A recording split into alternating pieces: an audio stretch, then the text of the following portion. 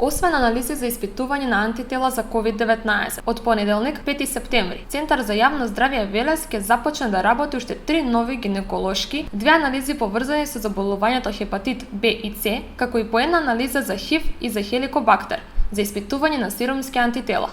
Граѓаните не ќе мораат да одат на скопските клиники или во приватни болници. Анализите ќе се прават со упат од матичен или лекар специјалист само со партиципација затоа што се на листата на Фондот за здравство. Според специјалистот по микробиологија, доктор Анастасија Иванова, особено значени за трудниците се резултатите на 3 анализи во почетокот на бременоста. Освен антителата за SARS-от, доста мислам баш за бремените жени, актуелно, што до сега се праќа од нашите гинеколози, секако по индикација на гинекологот, во Скопје на анализи. Тоа се анализи кои што предизвикуваат, самите тие паразити, самите тие вируси до низа малформации, како на фетусот што се предаваат, и на новороденчето, и пожелно е, следење во тој период.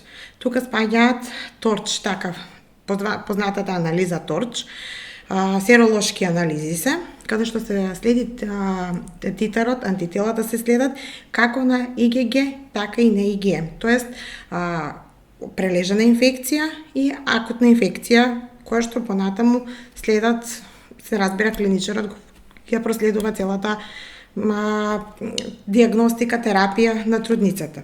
И сега, во таа палета, тука спаѓа токсоплазма гонди.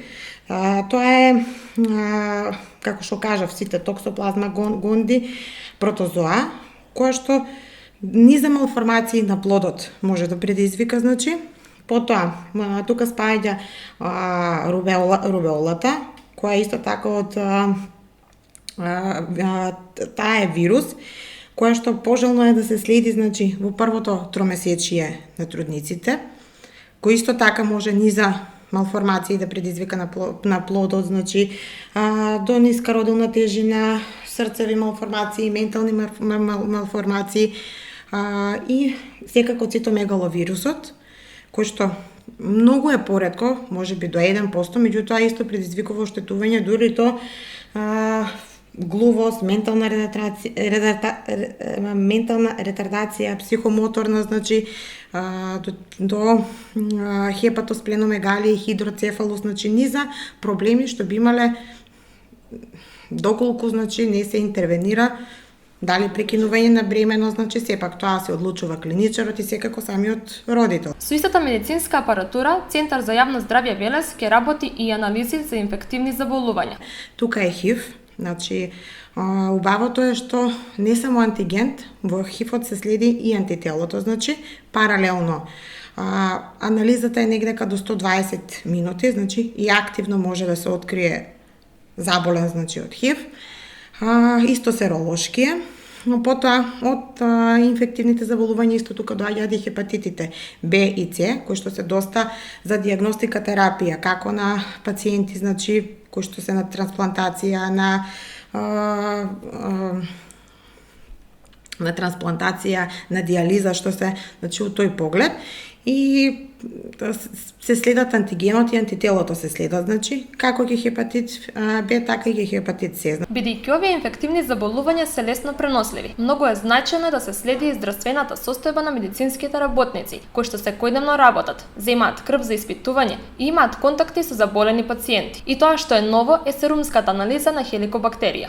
Но и таму ќе имаме новитет, очекуваме исто нова апаратура, каде што до сега имавме само идентификација на присутност на антигенот, сега ќе имаме и титар, вредност, од каде до каде ќе се следи, На тој нов апарат што го очекуваме, ќе имаме фобот, што е доста барано, како од интернисти, од клиничари, така и од матични. И се препраќаат пациентите ради тие околни крварења, дали на цревниот систем, би било за фобот символична некоја цена, не спаѓа под фондот како анализа, Меѓутоа сепак би се овозможило достапност да патуваат до Скопје, сепак би им помогнале во тој поглед на пациентите. Сите резултати на анализите граѓаните ќе ги добиваат за само неколку часа, во истиот ден, со што се овозможува преноста во брза дијагностика и подигнување на квалитетот на здравствените услуги на пациентите. Инаку во Центарот за јавно здравје, граѓаните ја користат можноста да испитуваат присуство на ИГМ и ИГГ, што значат присуство на антитела во крвта,